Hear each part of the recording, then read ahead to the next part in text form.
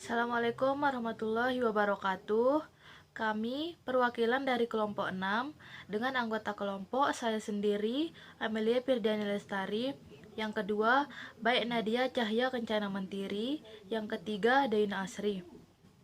Adapun teori yang kami ambil adalah teori modernisasi, di mana teori modernisasi merupakan teori pembangunan yang berisi tahap-tahap yang harus dianut atau diikuti untuk menuju proses perubahan sosial ke arah yang lebih maju atau lebih baik.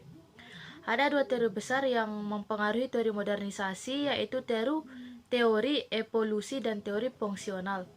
Menurut teori evolusi, perubahan sosial bersifat linear, terus maju dan perlahan, yang membawa masyarakat berubah dari tahapan primitif menuju ke tahapan yang lebih maju.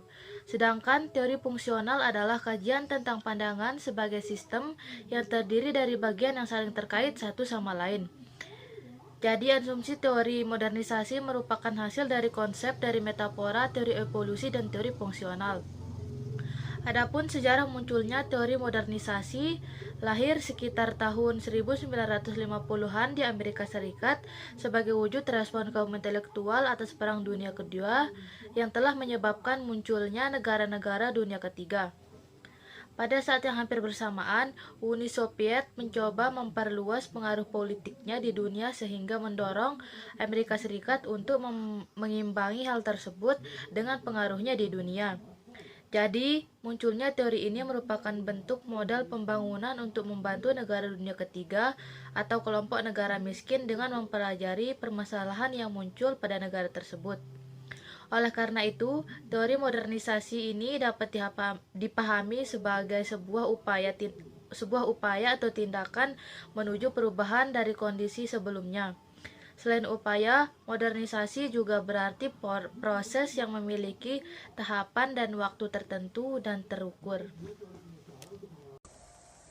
Adapun teoritis mengenai teori modernisasi yaitu yang pertama, modernisasi merupakan proses bertahap. Teori Rostow tentang tinggal landas membedakan berbagai fase pertumbuhan ekonomi yang hendak dicapai oleh masyarakat. Diawali dengan masa primitif dan sederhana menuju masyarakat, menuju dan berakhir pada tatanan yang maju dan kompleks. Yang kedua, modernisasi dikatakan juga sebagai proses homogenisasi, merupakan sebuah proses yang menuntut kesamaan dan kemiripan, dan hal ini menjadi indikator bahwa proses pembangunan dikatakan berhasil. 3. Modernisasi kadang mewujud dalam bentuk lahirnya sebagai proses Eropanisasi atau Amerikanisasi, atau yang lebih dikenal dengan istilah bahwa modernisasi sama dengan Barat. Hal ini terlihat bahwa keberhasilan itu merupakan sesuatu yang bersifat Barat. Negara Barat merupakan negara yang tak tertandingi dalam kesejahteraan ekonomi dan politik, dan negara maju ini dijadikan mentor oleh negara berkembang. 4. Modernisasi juga dilihat sebagai proses yang tidak bergerak mundur. Proses modernisasi merupakan proses yang tidak bisa dihentikan ketika sudah mulai berjalan. Dengan kata lain, ketika sudah melakukan kontak dengan negara maju, maka dunia ketiga tidak mampu menolak proses selanjutnya. Yang kelima, modernisasi merupakan perubahan progresif. Hal ini memang diterima oleh para pemikir pembangunan. Namun demikian, efek samping dari proses ini untuk membangun suatu proses yang memakan banyak korban yang secara sosial dan tentu saja berbiaya mahal. Dan yang keenam adalah modernisasi membutuhkan waktu panjang, evolusioner bukan revolusioner, karena modernisasi merupakan proses evolusioner, sehingga perubahan yang dapat dilihat juga tidak serta-merta cepat. Dengan demikian, dibutuhkan waktu yang lama untuk melihat perubahan yang dialami, bahkan membutuhkan antar generasi untuk melihat seluruh proses yang dijalankan modernisasi, termasuk akibat yang dijalani oleh proses modernisasi. Adapun beberapa teori modernisasi klasik. Yang pertama, teori Harold Domar. Prinsipnya yakni kekurangan modal, tabungan, dan investasi menjadi masalah utama pembangunan. Kedua, teori Max Weber.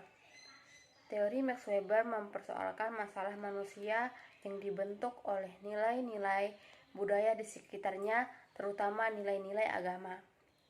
Yang ketiga, teori David McClelland.